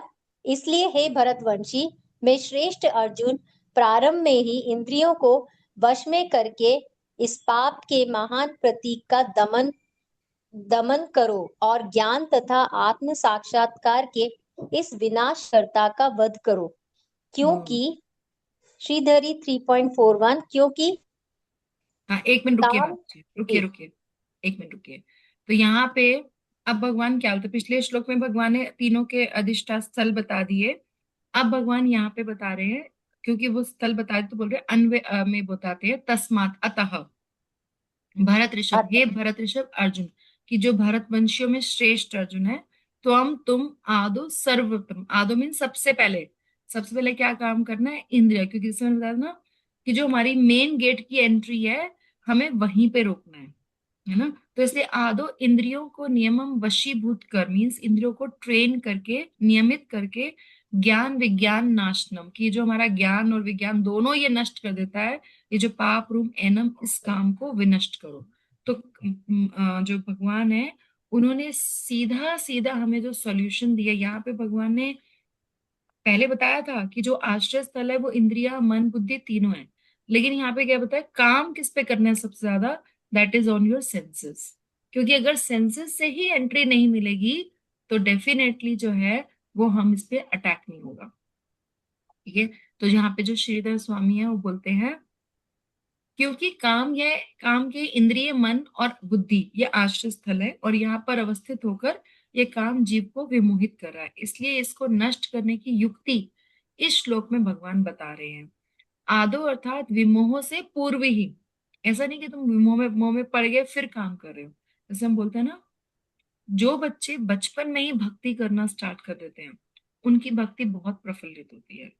और जो काम हम यंग एज में करते हैं वही हम ओल्ड एज में करते हैं। अब जैसे कई बार हमें कोई कहता है कि तुम इतनी यंग एज में क्यों लग रहे हो, या आपको भी लोग कहते होंगे, तो उनसे बोलो कि आप तो ओल्ड एज में हो, आप कर पा रहे हो भक्ति, वो नहीं कर पा रहे, कि नहीं अब तो हमारी एज हो गई, अब हम कैसे चेंज करें, है ना। तो जो बंदा एक चीज को 40-50 साल तक कर चुका है, उसके बाद उसको चेंज करना बड़ा मुश्किल है ना। तो इसीलिए से हम बोलते तो है कि लास्ट मिनट पे अगर भगवान याद आ जाएंगे तो हमारा भगवत धाम जाना निश्चित है, लेकिन वो लास्ट मिनट तो तभी आएंगे ना जब उन्हें पूरी लाइफ प्रैक्टिस की होगी। सिर्फ लास्ट में रट्टा मार के कोई नहीं पास हो सकता।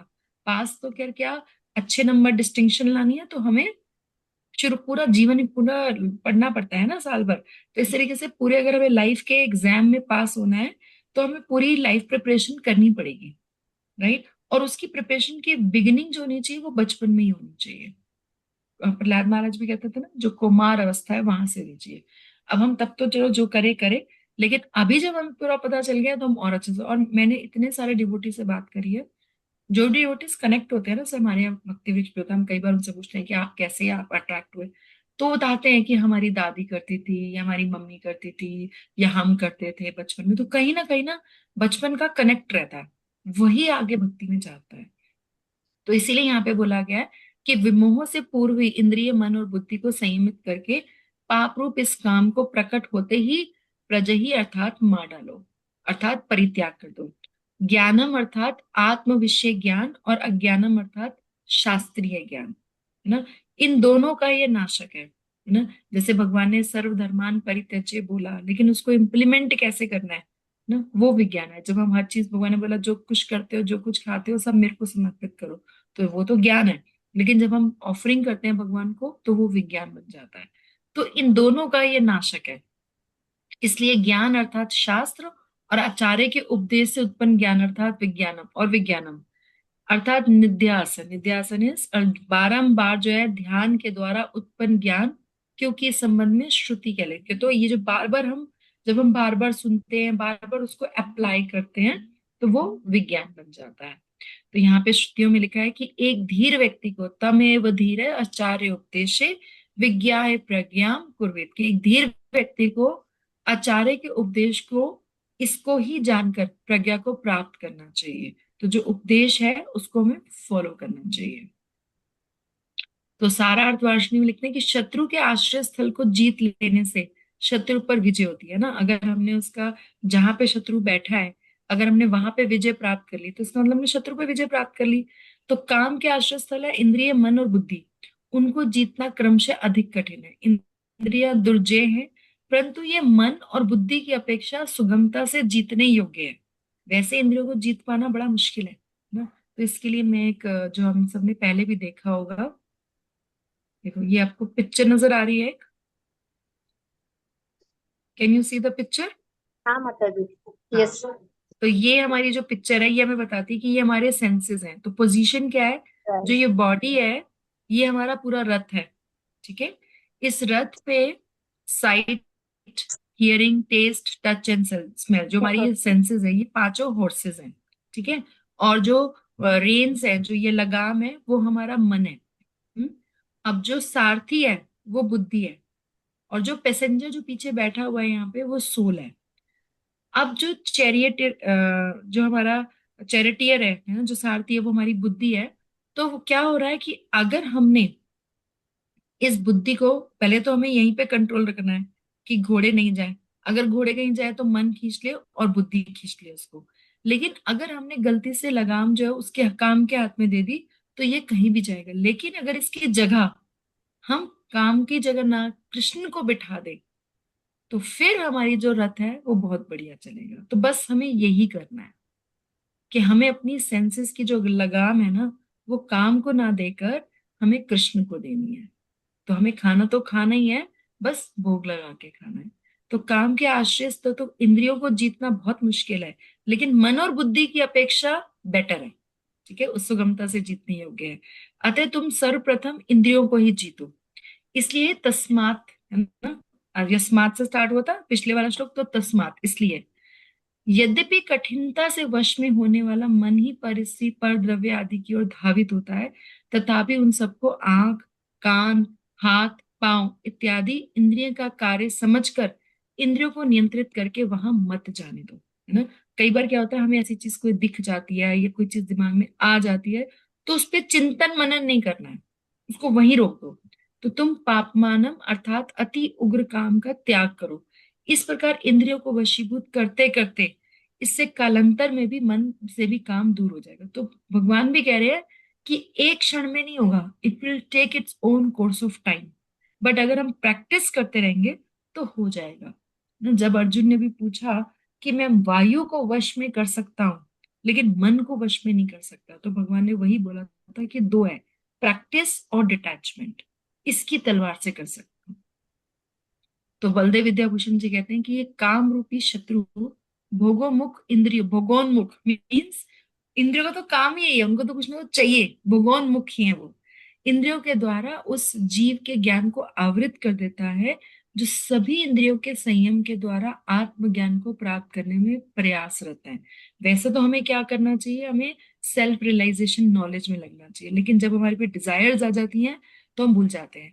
इसलिए ज्ञान के प्रारंभ से ही सभी इंद्रियों को निष्काम कर्म योग के द्वारा, तो क्या करो, जो हम पढ़ा ना हमने निष्काम कर्म योग सेकंड चैप्टर में, कि हमें जो भी एक्टिविटीज करनी है वो भगवान की प्रसन्नता के लिए करनी है, और उन्हें आत्मा के अनुकूल करते हुए तुम्हें जो भौतिक इंद्रिय, मन और शरीरधारी हो, इस काम रूपी शत्रु को नष्ट कर देना चाहिए।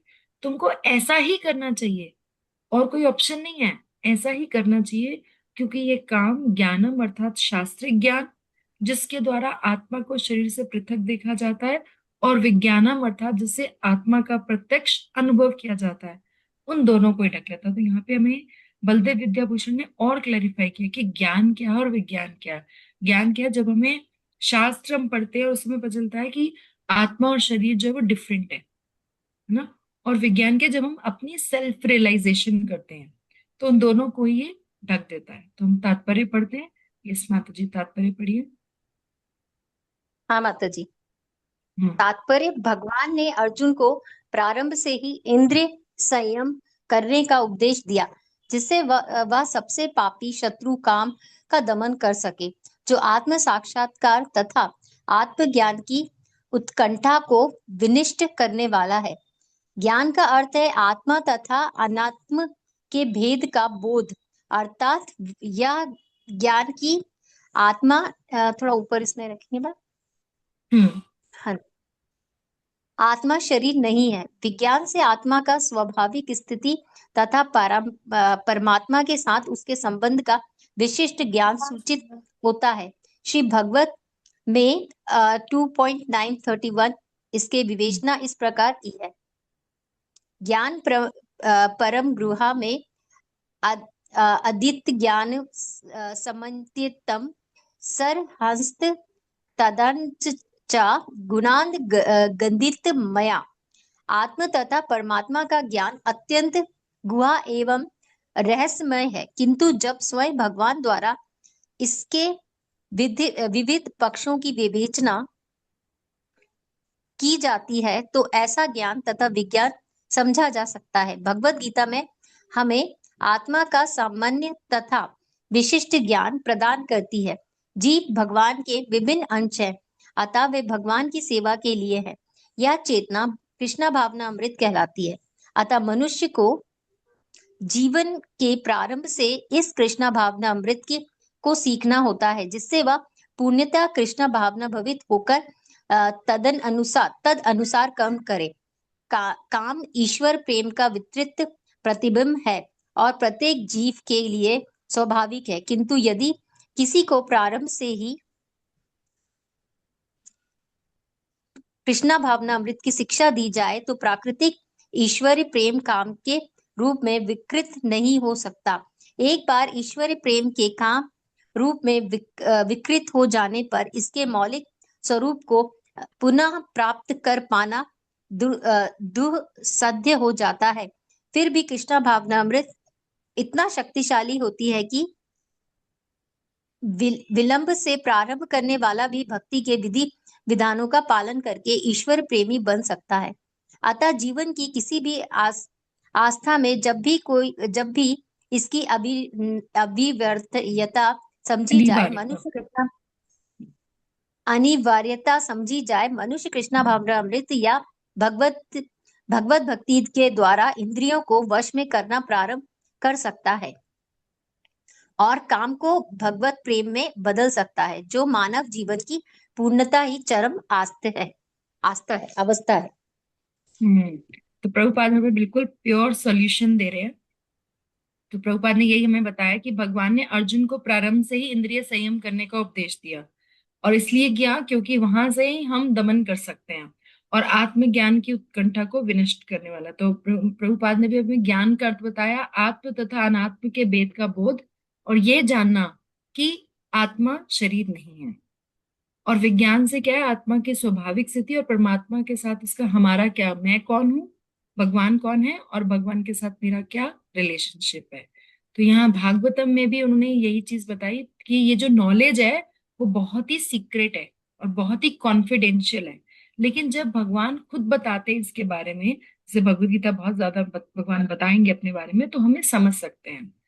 तो भगवत गीता जो है वो हमें इन दोनों की नॉलेज देती है, और यहाँ से बहुत सुंदर प्रभुपाद ने तात्पर्य स्टार्ट बोला है कि हम जो है भगवान के अंश हैं, और अगर हम भगवान के अंश हैं तो हमारी ड्यूटी है कि हम भगवान की सेवा के लिए, भगवान के भक्तों की सेवा के लिए, और ये जो कॉन्शियसनेस है दैट इज कृष्णा कॉन्शियसनेस। तो प्रभुपाद यह बताते हैं कि वैसे तो हमें शुरू से ही करना चाहिए, बिगनिंग से। अगर हम बिगनिंग से कर रहे हैं तो डेफिनेटली हम पूर्णतः कृष्ण भावना भावित हो गए, ठीक है।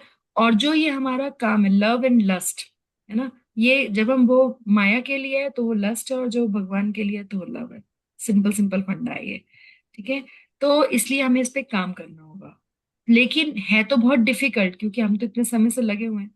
तो फिर भी लेकिन उन्होंने बोला है कि जो कृष्णा कॉन्शियसनेस का प्रोसेस है ना, उसमें पूरा ट्रस्ट है। वो process is very powerful process. तो इसलिए अगर विलंब से प्रारंभ भी कोई करता है तो भक्ति के विधि विधानों का पालन करके वो ईश्वर प्रेमी बन सकता है। वैसे तो शुरू से शुरू करना चाहिए, लेकिन अब हमें पता चला है, तो हम किसी भी अवस्था में जब भी हमें समझ में आ गया ना कि कृष्णा कॉन्शियसनेस के अलावा हमारा कोई चारा नहीं है, हमें करना ही करना है, तो वहीं से मनुष्य क्या करता है, कृष्ण भावनामृत या भगवत भक्ति के द्वारा इंद्रियों को वश में करना प्रारंभ कर सकता है। और जो हमारे मन में काम है उसको हम भगवत प्रेम में कन्वर्ट कर सकते हैं, उसको फिनिश नहीं कर सकते। इच्छाएं तो हमारे यहाँ रहेंगी रहेंगी हमारे मन में, लेकिन उन इच्छाओं का क्या पर्पस है और उनको कैसे यूज करना है, कैसे उनको भगवान की सेवा में लगाना है, ये ट्रेनिंग कृष्णा कॉन्शियसनेस है। और फिर हमें जब भगवत प्रेम मिलता है तो हमारे जीवन का जो लक्ष्य है वो यही है, पूर्ण अवस्था जो फाइनल डेस्टिनेशन है वो यही है कि हम भगवान के प्रति 100% हो जाए। है ना। और तभी हम भगवान का प्रेम प्राप्त कर सके, डर के नहीं, प्रेम से हम भगवान के पास जाएं। तो ये हमारी टॉप मोस्ट जो डेस्टिनेशन है वो है। और वो तभी होगा जब हम अपनी लस्टी डिजायर्स को भगवान के प्रति लव में कन्वर्ट करेंगे। वो कैसे होगा? जब हम अपनी सेंसेस को ट्रेन करेंगे। जैसे महाराज अम्बरीश भी बताते हैं ना कि हम अपने आंखों को भगवान के सुंदर सुंदर चित्र देखने के लिए यूज करें, हम अपनी बॉडी को भक्तों की सेवा के लिए यूज करें, हम अपने पैरों को मंदिर जाने के लिए यूज करें, है ना। अपनी जीवा को, दो तरीके से जीवा हमारी यूज होती है, बोलने के लिए और खाने के लिए। तो खाएं तो प्रसाद खाएं, बोले तो भगवान के बारे में बोले। तो जब हम इस तरीके से अपनी बॉडी को, अपनी सेंसेस को ट्रेन करेंगे, तो डेफिनेटली हम भगवान की कृष्णा कॉन्शियसनेस में ही लगे रहेंगे। तो भगवान ने प्रॉब्लम भी बता दी और सोल्यूशन भी बता दिया, है ना। तब मैं आप सबसे रिक्वेस्ट करूंगी कि आप सब भी थोड़ा थोड़ा, एक एक मिनट बताएं आज की क्या टेक अवे है हमारी, सो दैट हम थोड़ा लर्न कर पाए। ये आप अपने आप माता एक जी करके, हाँ प्लीज मैं बोलिए, बोलूँ। माता प्लीज जी, ये बोलिए। जो आपने 5 सेंसेस बताए, तो हम्म। जैसे हम जो चैंटिंग करते हैं वो भी हमारा 5 सेंसेस को कंट्रोल करने का एक, हम बोल सकते हैं, मेथड है कि हम यस, इससे, है ना। तो ये बोल कितनी अच्छी सकते चीज बताई गई है। हम जो हैं। अपने भगवत गीता को रिसाइट करते हैं, हम जो अच्छा खाना खाते हैं, तो वो सारी चीजें हमारी इन्हीं चीजों से जुड़ी है, जिसको हम कंट्रोल ही तो कर रहे हैं ना, माता जी। तो यस। ये एक बहुत बहुत अच्छा लगा। और मैं एक एक ये बात भी शेयर करना चाह रही थी कि माता जी, कल मैं थोड़ा सा रात में जैसे डिस्टर्ब थी थोड़ा। मैं एक्चुअली मकान वगैरह सर्च कर रही हूँ यहाँ पे, तो मैं बहुत डिस्टर्ब चल रही थी, तो अचानक पता नहीं क्या हुआ, फिर नींद आई। और नींद आया तो मुझे मॉर्निंग में सपना आया, 4 बजे, जब मैंने टाइम देखा कि मुझे ना, मतलब बहुत सारे बच्चे ना कृष्ण भगवान की भक्ति कर रहे हैं सुबह 4 बजे उठ के। तो मुझे लगा इतने 4 बजे कौन उठा है। जब मैं गई तो मैंने देखा छोटे छोटे बच्चे खड़े हैं, और घर बहुत छोटा सा है करके। तो मैंने जाके बोला, आप लोग 4 बजे कैसे उठ गए बच्चे? तो बोले, हम लोग तो 4 बजे उठ के ये हरे कृष्णा हरे रामा करते हैं। तो मैंने बोला, इस्कॉन टेम्पल है यहाँ पे? तो मुझे बोला, हाँ आप ना वहीं पे घर लो। और माता जी, आप बिलीव नहीं करोगे, मैं उसके फिर पास ही घर ढूंढने लगी कि यार मुझे भगवान ने इंडिकेशन दिया है कि तुझे घर देखना है तो वहां देख, जहाँ पे सारा एसोसिएशन तुझे मिल जाए। वाह तो मुझे वाह। बहुत अच्छा लगा, और आज मुझे वहीं वहीं पर घर मिल रहे थे जो मैं आज सर्च करने गई। पता नहीं, अपने आप ही यार, देखा, ये मुझे ये बहुत भगवान अच्छा का लगा। प्रेम है, ये भगवान रियलाइजेशन देते रहते हैं कि भगवान इतने कहते हैं स्वीट जितना है तुम यार, मुझे इतने प्रेम स्वीट है करते हो। सच में। बहुत अच्छा बहुत लगा, बहुत ही बहुत बढ़िया। बहुत हरे बढ़िया। कृष्ण माता ji. Hare Krishna ji, very nice, thank you for sharing. Yes, thank you. Thank you. Yes Moumita माता जी, आप कुछ कहना चाहोगे? हरे कृष्ण। आज की टेकअवे एक तो ये थी कि मैंने बहुत बहुत टाइम ले लिया पढ़ने में। आए नहीं, आप लोग ना अपने पास भगवत गीता की बुक रख के बैठा करें, ठीक है, हिंदी वाली प्रेफरेबली। हाँ, तो उससे लेना आपको पड़ेगा, पढ़ना इजी लेना रहेगा, चाहिए। क्योंकि मैं इससे तात्पर्य ही पढ़वाती हूँ आपसे, जिससे ही हाँ, पढ़वाती हूँ कि आपके पास सबके बुक होनी चाहिए हैंडी। इंग्लिश और बंगाली तो है, 2-3, बट हिंदी नहीं है, क्योंकि हिंदी घर में कोई पढ़ता नहीं है, तो उस वजह से हिंदी मेरे पास नहीं है, लेना पड़ेगा। कोई बेटी बात पढ़ती है, बेटी नहीं पढ़ रही बेटी हिंदी? इंग्लिश ही पढ़ती है, जब पढ़ती है इंग्लिश पढ़ती है। नहीं, हिंदी नहीं पढ़ रही, उसका सब्जेक्ट होगा हिंदी। हाँ, हिंदी सब्जेक्ट है वैसे स्कूल की बुक। माता जी, उससे अच्छा तो मैं पढ़ लेती हूँ हिंदी। वो कोई बात आजकल नहीं, आप ले हिंदी ऐसे आइएगा। करते आप हैं। आज की अपनी लर्निंग शेयर करिए। हाँ, आज की जो लर्निंग थी वो ये था कि मतलब हम अपने सेंसेस के हिसाब से अगर चलते रहे तो हम पता नहीं कहाँ कहाँ पहुंच जाएंगे। बट सेंसेस को कंट्रोल करने के लिए अगर भगवान को सेंटर में रखे तो वो सेंसेस भी कंट्रोल में रहेंगे, और अब हम भगवान के तरफ भी जुड़ भगवान से जुड़ते रहेंगे। फिर अगर सेंसेस जो है वो मेन प्रॉब्लम है, अगर उनको कंट्रोल में किया जाए तो बहुत मतलब बहुत प्रॉब्लम दूर हो जाती है। Yes, thank you for sharing. Yes, Shyampriya माता जी, आप कुछ शेयर करना चाहोगे? माता जी, मैं तो यही कहूंगी कि इंद्रियों को वश में किया जाएगा तो काम शत्रु का इतना वो नहीं इम्पैक्ट होगा। नहीं आएगा। हाँ, तो अभी जो एग्जाम्पल दिए गए हैं अपना, इंद्रियां जो है वो घोड़े के समान है, घोड़े हैं 5, और मन जो है लगाम है, और बुद्धि जो है सारथी है, और जो पीछे बैठा हुआ है वो आत्मा है। तो ये इससे भी हमें बहुत कुछ सीख मिलता है कि जो काम है हमारे ज्ञान को ढक देता है, और इस जो शास्त्रों से हमें ज्ञान मिल रहा है उसको हमें व्यवहार में लाकर विज्ञान में बदलना होगा, तभी ये हमारी सेंसेस जो हैं काबू में हो सकती हैं। बहुत सही, बिल्कुल। इसको ना हमें बस वही ट्रेन करना है, तो वो ट्रेनिंग का जो प्रोसेस है ना, वही हम सीख रहे हैं। थैंक यू माता जी। यस, रचना माता जी और नीरज प्रभु जी, आप में से कोई कुछ कहना चाहेगा?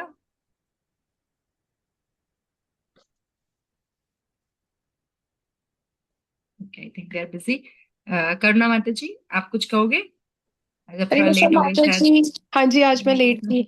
मेरा एक्चुअली ऑफिस अभी थोड़ा और टाइम शिफ्ट हो गया ना रीजॉइनिंग के बाद माता जी, तो अच्छा। इसलिए थोड़ा हाँ, तो मैंने ना मिड में ही ज्वाइन किया था, बट मुझे ना लास्ट में जो मैंने समझा और बाकियों ने सुनाया ना, वो यही समझ आया कि एक तो वो लाइन मुझे बहुत अच्छी लगी कि जिसमें कि हम ना कृष्णा कॉन्शियसनेस में भले ही डिलेड से ज्वाइंड है, बट अगर हम विधि विधान से विद मेथड्स विद प्रोसीजर है ना चलेंगे ना, तो हम बहुत जल्दी ईश्वर प्रेमी बन सकते हैं, बहुत इजीली। मतलब बनने का रास्ता है, तो ऐसा नहीं है कभी भी मुझे, जैसे मैं कभी बोल देती हूँ ना मैं तो बहुत लेट हो गई, तो वो ऐसा नहीं है। बहुत आसान होता है कृष्णा कॉन्शियसनेस में उनके करीब जाना। सेकंड, एक चीज समझ आई कि जितनी हमारी डिजायर्स होती हैं, बेसिकली वो क्या करती है, इंद्रियों को कंट्रोल करती है, और जो गलत होती हैं, अच्छी तो ठीक है। तो उसके बाद अगर हमारी इच्छाएं, मतलब डिजायर, गलत डिजायर इंद्रियों को जब कंट्रोल करती है, तो हमारा मन भी वैसे ही कंट्रोल्ड हो जाता है, मतलब उसी डायरेक्शन में वर्क करता है, वो भी कंट्रोल्ड हो जाता है। और लास्ट में वो क्या करता है, इनका कॉन्सिक्वेंसेज होता है कि हमारा जो माइंड होता है ना, वो कंफ्यूज हो जाता है और भ्रमित हो जाता है। और जब माइंड भ्रमित हो जाता है, तो हमारे पास जो जजमेंटल पावर होती है ना, सही और गलत को मतलब डिसाइड करने की पावर बिल्कुल डिस्ट्रॉय हो जाती है। तो वो हमारी बुद्धि को खराब कर देता है। तो बेसिकली हमें वर्क करना चाहिए अपने सेल्फ कंट्रोल में। वो बेस्टेस्ट एग्जाम्पल है। हम उसके लिए क्या कर सकते हैं, एसोसिएशन में रह सकते हैं, अपना कृष्ण कॉन्शियसनेस में अपना पूरा माइंड वॉट कर सकते हैं बचे हुए टाइम पे, प्लस अपनी कृष्ण भक्ति करो। कुछ भी नहीं हो पाता तो इतना भी सेल्फ कंट्रोल होगा ना, तो चीजें सही डायरेक्शन में जाएगी। बहुत बढ़िया, बहुत सुंदर। यस, बिल्कुल। जैसे इसका एक एग्जाम्पल है अजामिल। अजामिल 88 ईयर्स पे जब वो पूरा एपिसोड हुआ कि उसको विष्णु दूत और वो सब खींच रहे हैं, देन व्हेन ही रियलाइज्ड कि अरे मैं कहाँ था और कहाँ पहुंच गया, तो ऐसा बोलता है कि उसने तुरंत जो है सब छोड़ के वो हरिद्वार चला गया, और उसने 12 साल जो है बिल्कुल कृष्ण कॉन्शियसनेस में रहा। और विद इन मतलब लेट का तो कितना ही लेट था, बट स्टिल वो बैक टू गॉडेड हुआ, है ना, क्योंकि उसको ही अंडरस्टूड। तो हम जब भी समझ आए, जब जागो तभी सवेरा। तो अब जाग गए, राइट। अब पता चल गया, लेकिन बाद में हमें गिल्ट नहीं होना चाहिए कि अरे हमें पता था, भक्त भी थे, भगवत गीता भी थी, हमें पता भी था, चैंटिंग भी थी, फिर भी हम नहीं कर पाए। तो ये गिल्ट नहीं होना चाहिए। तो जब हमें हाँ। पता चल गया है, so now we should not stop, है ना, we should hmm. Move on and we should practice our Krishna consciousness. So ये हमें अब हमें रियलाइज जो है वो रहना चाहिए। और माता जी, वो आपने बोला ना जैसे कि सब कुछ होने के बाद, जैसे अब मुझे पता है कि आप हो डायरेक्शन दिखाने के लिए, अगर मुझे कुछ भी नहीं समझ आ रहा, एबीसीडी कुछ भी नहीं आती कृष्णा कॉन्शियसनेस में, और अगर मैं इन सब को देखते हुए नजरअंदाज करती हूँ, तो वो आपने शो में बताया, इग्नोरेंस हो जाएगा। यहाँ सबसे बड़ा इग्नोरेंस है मेरी लाइफ का। बाद में चाहे मैं कितना भी रेग्रेट कर लूं, तो वो नहीं करना, पर इग्नोरेंस नहीं करना, which is also essential of, एक तरह से ऑफेंस ही हो जाएगा वो, कि जानते हुए भी अनदेखा किया। जैसे मुझे पता है आपके यहाँ सैटरडे को हमेशा भक्ति वृक्ष होता है, वो जिस दिन सैटरडे आने वाला होता है ना, मुझे लगता है अरे यार अब ये काम आ गया, अब इन्होंने कर दिया। बट फिर भी मैं कोशिश कर रही हूँ सारी सिचुएशन के साथ में किसी ना किसी वे में मैं कनेक्ट रहूं। ठीक है, मैं पूरा नहीं जा पा रही हूँ, बट देखो, मुझे अपने आप को झूठ बोलना तो हो जाएगा कि यार ठीक है ना, सो जाते हैं, सर्दी बहुत है, दूर बहुत है, बहुत सारे एक्सक्यूजेस आर देयर। बट फिर भी मुझे लगता है कि अच्छा, एक पार्ट नहीं कर पाती हूँ, एटलीस्ट ऑनलाइन तो चलूं। तो चलो, जब आप अच्छी है ना बात है, माता जी बिल्कुल। ट्राई करते हो, तो वो होता है, इसलिए मैं कोशिश कर रही हूँ। जैसे अब ना 8 बजे मुझे मेरी क्लास खत्म हुई, तो मुझे याद आया यार अब तो 8 बज गए, अब तो माता जी का सेशन ही ओवर हो गया होगा। फिर मुझे लगा चलती हूँ, कुछ तो मिलेगा। तो मैं अरे 8 वो बज के कुछ मिनट पे ही आई। बहुत बढ़िया। हरे जब कृष्णा जाग लो, माता जब कर लो, जी। जितना कर लो उतना सही है। Thank you so much. वाञ्छा कल्पतरुभ्यश्च कृपा सिन्धुभ्यश्च च पतितानां पावनेभ्यो वैष्णवेभ्यो नमो नमः। So see you all next Wednesday. Hare Krishna.